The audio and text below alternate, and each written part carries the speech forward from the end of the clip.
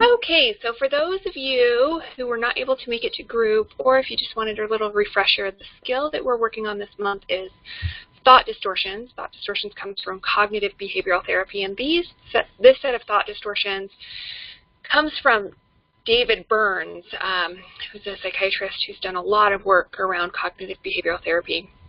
And I like these because I think it conceptualizes cognitive behavioral therapy and thought distortions very well. So the first three are varying degrees of all or nothing thinking. So all or nothing thinking looks at things in black and white terms. If I'm not perfect, I'm a failure.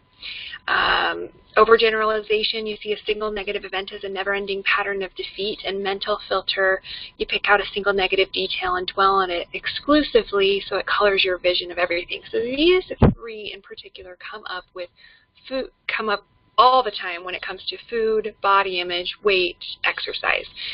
So particularly with all of the yo-yo dieting patterns that have typically happened previously, and just the perfectionism involved with diet, exercise, body image, weight, these can be huge culprits that cause a lot of problems.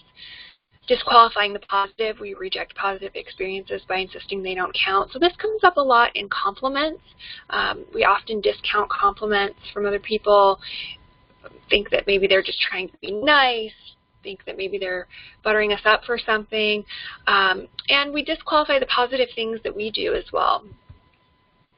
Two conclusions has two types: mind reading, we assume that we know what someone else is thinking and react accordingly, and then fortune teller error, we anticipate things will turn out badly, and then we take that as evidence that it's an already established fact. So this comes up a lot in body image and dieting and behavior change and all of that, that we anticipate that things will be as hard as they have been. And so then we often take it a step further to a self-fulfilling prophecy where we create what we're trying to avoid. So we unconsciously create what we're trying to avoid. Magnification and minimization, we exaggerate or minimize the importance of things. This comes up a lot in comparing ourselves to other people. We tend to compare our worst to someone else's best, our limitations to someone else's strengths. I refer to it as the Facebook effect. We compare our everyday lives to somebody else's highlight reel, and we often don't match up. Emotional reasoning, I feel therefore it must be true. This comes up a lot in body image. We feel that we've gained weight even though there's not evidence to support that, or often, you know, with the number on the scale, it's not real weight that we've gained, but we take that as evidence even though nothing in our behavior has changed. So we haven't gained weight because nothing in our behavior has changed, but we take that and kind of run with it. And then often the emotional reasoning goes back up into the all or nothing thinking, as does the next one, the should statements, where we try to motivate ourselves with shoulds and shouldn'ts. However, when we use the word should, we are often not connected to that as a goal.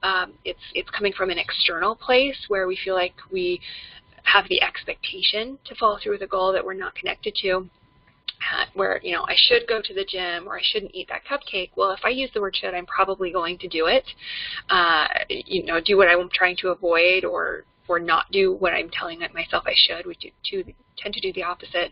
And then we feel guilt and shame for not following through. When we use should statements with other people, we tend to have expectations, and often we don't communicate those expectations and then feel anger and resentment.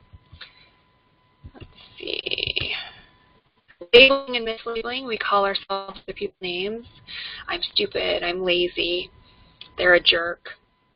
And then personalization, we see ourselves as the cause of some negative external event, which we're not responsible for, so often other people's behavior or sometimes their emotions. So these are thought distortions. There's nothing pathological about these. We all have them to some degree. When they occur in great frequency, they tend to cause a lot of problems. So pay attention to these thought distortions coming up over the next month. Notice examples of how they're coming up in your life. And then our next skill that we'll be working on will help you start to identify some of these patterns in greater detail. So I look forward to seeing you in group next month. And if you aren't able to make it, I will be posting these skills every month as well. If you have any questions, please don't hesitate to contact me. Take care. Bye-bye.